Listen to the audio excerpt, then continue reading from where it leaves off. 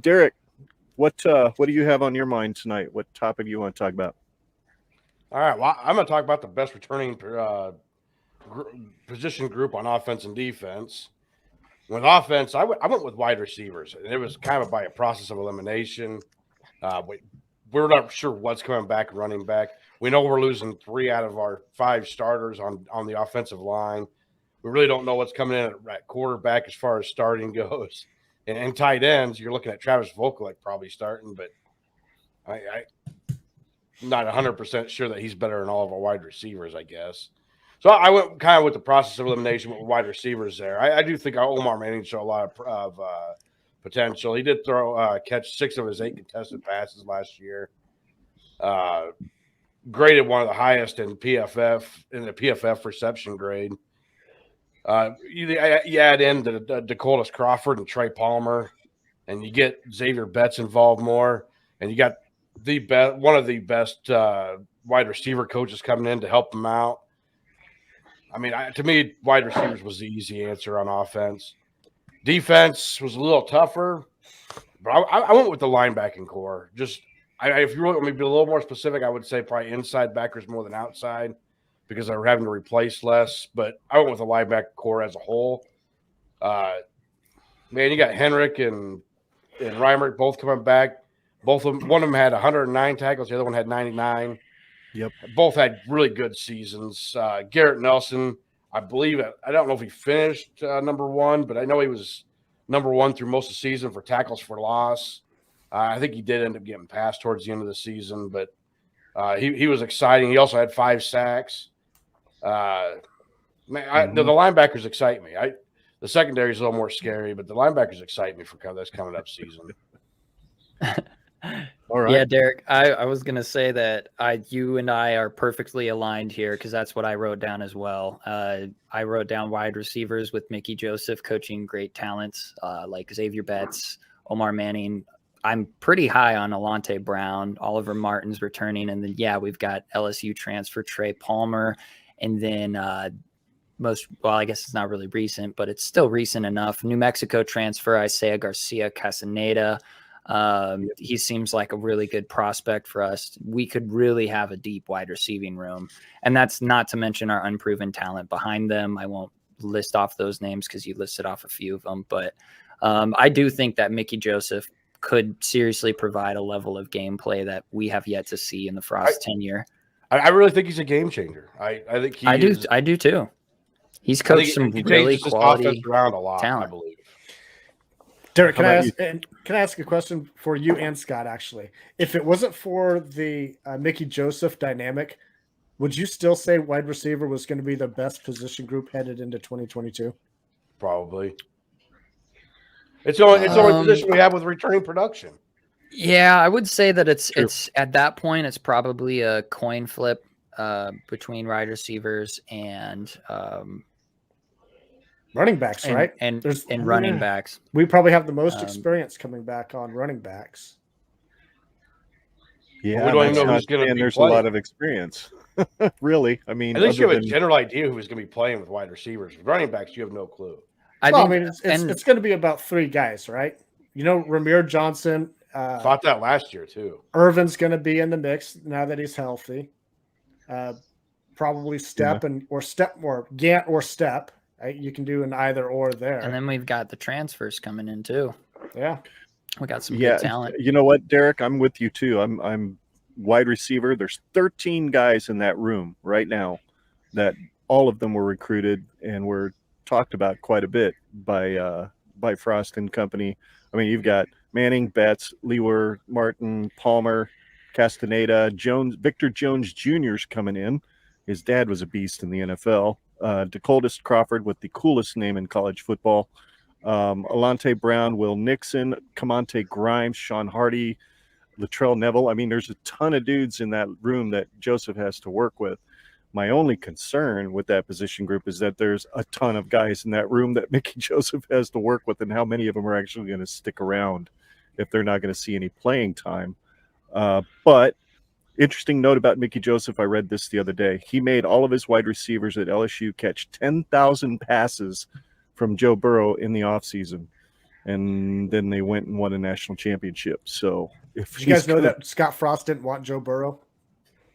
well, Yes, yeah, I everybody think knows I've he heard didn't that. want Joe Wait. Burrow. I think I've heard that before. Is that breaking news? And Yes. do you I heard still it buy the yesterday. fact? And do you still really think that Joe Burrow changes Man. anything? With the offensive lineman strolled out there, you think Joe I'm just Burrow absolutely changed shocked right anything? now. I'm To shocked. answer your question, Derek, yes. I think Joe Burrow, when you look at what he's done at the NFL level, like he is emerging as a top 5 quarterback. That's like saying, "Oh, I With wonder a if good Tom offensive Brady." line in front of him. I'm not saying he's But not not- a good Their quarterback. offensive line is trash in Cincinnati. That is And the he's number still one position they need producing. to draft. Now, yes, he has Jamar Chase, and that is the best offensive wide receiver. But yes, to answer your question, Joe Burrow does change it. However, We should have got there him. are a We lot should of have got him. teams. Okay, fine. But we had Adrian Martinez, we had Tristan Gibby at the time. Like, we didn't need a quarterback. We were kicking quarterbacks off the team at that point in time. Patrick O'Brien, who went on and started at Colorado State, which we left off. Like, we were kicking quarterbacks off the roster at that point. Like, no one knew Joe Burrow was going to be Joe Burrow. I Like, apologize for bringing that up.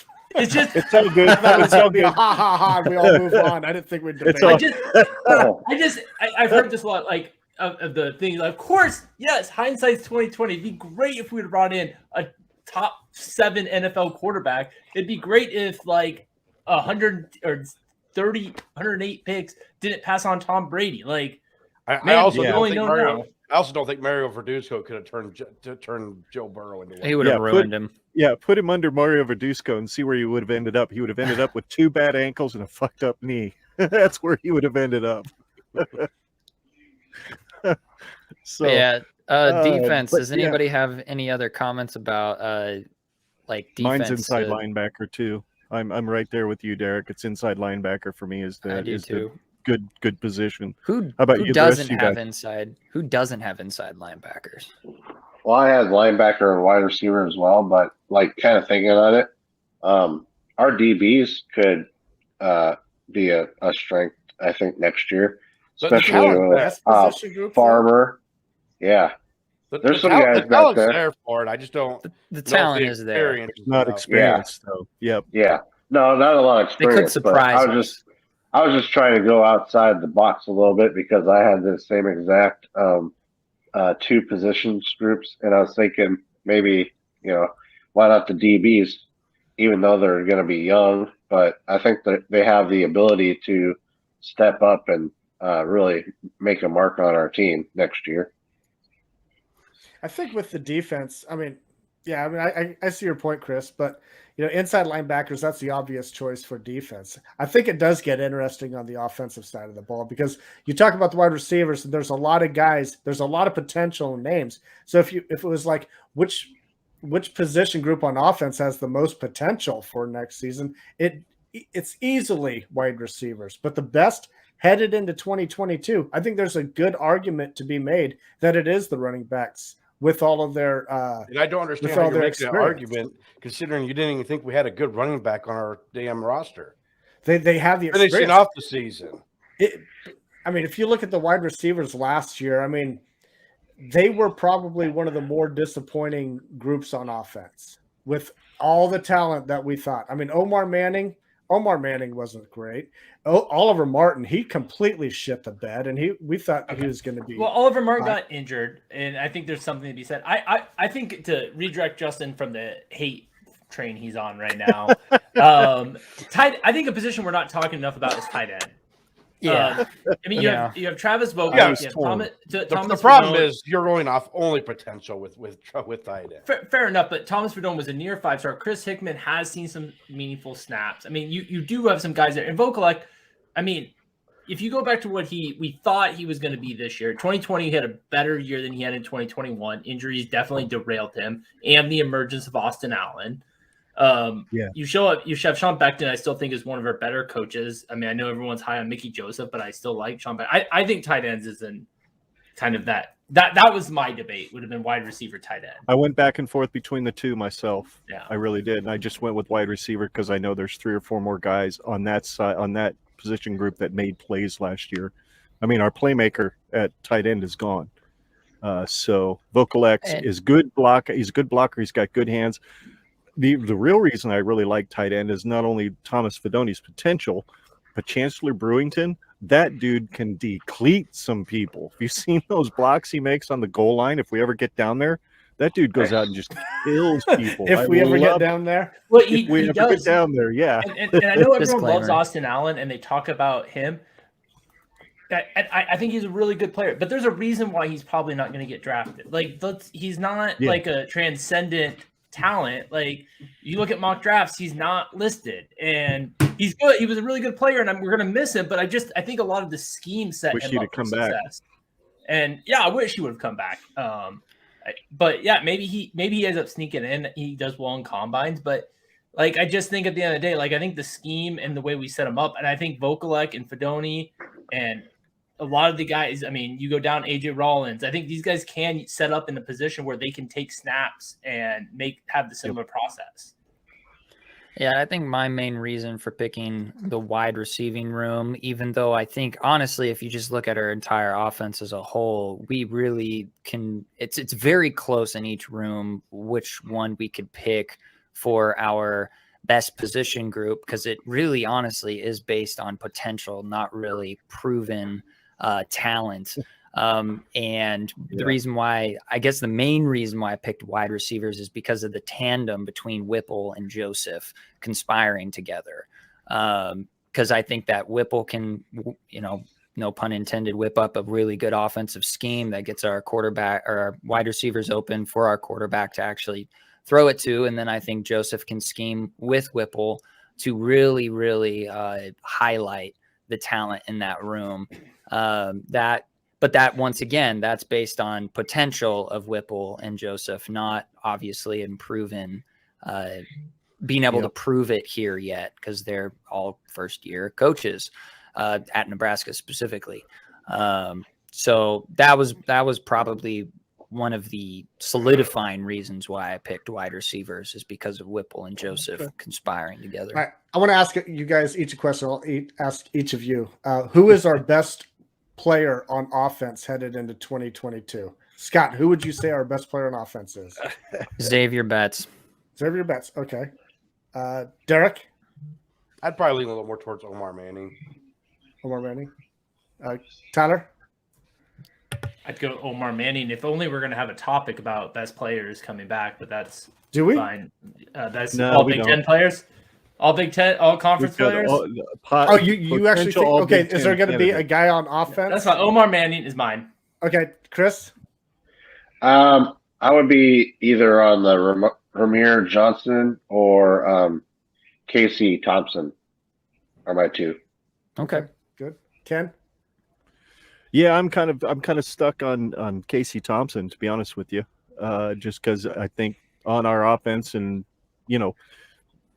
he passed for 10 more touchdowns than Martinez did last year, and he threw one less interception, and I think he had arguably just as crappy an offensive line in front of him as Adrian did. So, yeah, I'd put Casey Thompson in there if we get any kind of O-line play, which let's be honest, guys, that's the wild card in this entire upcoming season, is an offensive line coached by a guy in his very first job as a lead offensive line coach. So, but yeah, Casey Thompson would be mine. Okay. I think the benefit for Casey too is that our defense is probably going to be not top in the Big Ten, but it's going to be up there in the league. And he did not have a top defense with Texas whatsoever. No, I mean, he threw what, 5 or 6 touchdowns versus Kansas, and he still lost. He threw 6 and he ran for 1. Oh, that was what it was. Okay, yeah. He still freaking lost. So yeah, that's bad defense. Poor there son of a bitch. In Horns land. So yeah. Did somebody else, was there anybody else that hadn't answered that question yet? No, I think you asked it, Justin. Do you have a best player coming back?